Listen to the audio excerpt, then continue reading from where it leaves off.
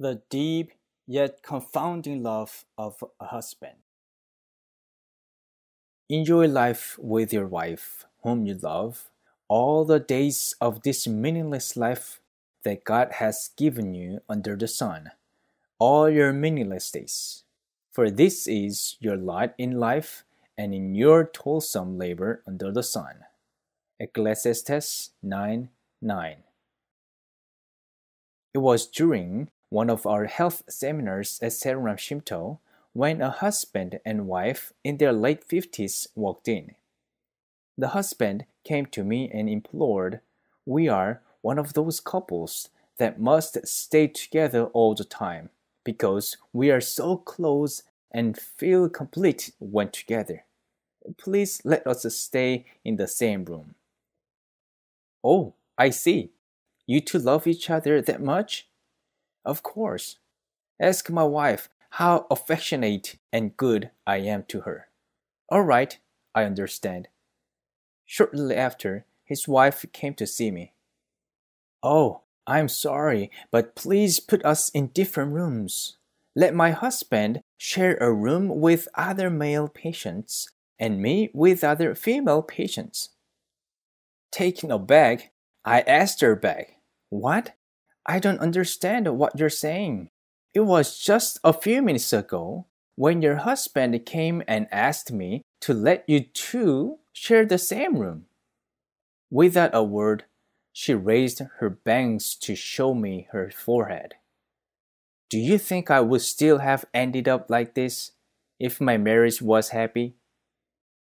There were only a few strands of hair left on her head because of radiotherapy. Her husband and she were suffering respectively from liver cancer and a brain tumor. I couldn't tell which one of them was telling the truth. It didn't take long for me to find out that she was the one who was telling the truth. At mealtime, the husband recommended her to have one more sweet potato. When she told him she had eaten enough and didn't want to eat anymore, he began to consistently insist that she should eat more. After tussling a while, she gave in and ate the sweet potato. He said with a satisfied smile, "Told you.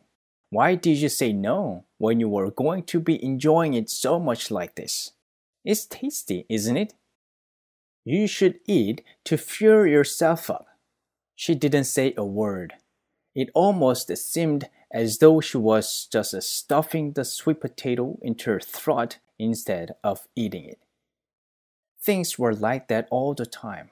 Once the husband decided that his opinion was right, he would push and push, regardless of what she thought.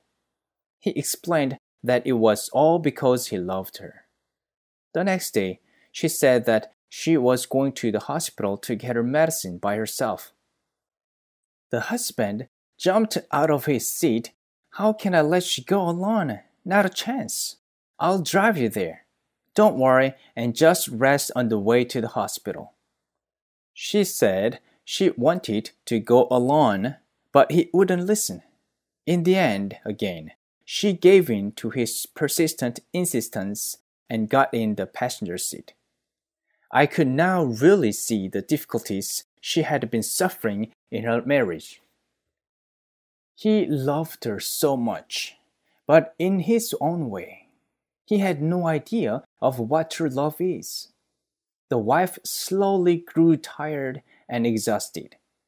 She would feebly sit and blankly zone out. She wished to be away from her husband because she always felt nervous and uneasy, worrying about how he would interfere and force her to do things his way. When talking with people, the moment she began to speak, he would always cut in and carry on the conversation. She would always end up only listening. She told her husband that she felt at ease and comfort at Shimto, and that she wanted to stay longer. But he objected. "If you keep eating vegetables only, you will soon be worn out with no energy. You should go home and eat some meat." After many failures to persuade him to stay at Shimta a bit longer, she finally came to me for help. Please talk him into letting me stay here a little longer. That's what I want. I don't have enough strength to prepare meals at home. Please persuade him for me. I feel like I'm going to die if I go home now. By her earnest pleading, I suggested to her husband that she should stay at Shimta a little longer. He flatly refused. According to him, the right thing for him to do now was to take her and feed her some meat in order to recover her health.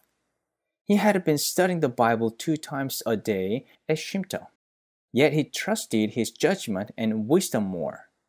I tried to help him understand that true love is about respecting the free will of the other, but my attempts were all in vain.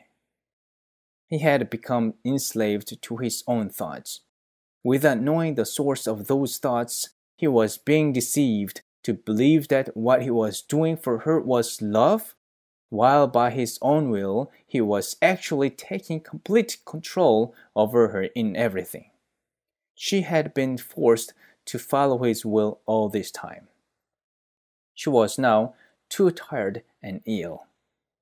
And still, she had to go back home at her husband's insistence and pressure.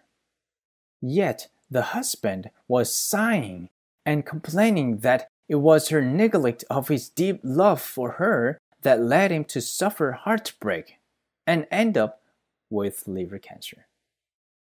It was sad to see the couple suffering from illness as a result of not knowing true love and fighting endlessly.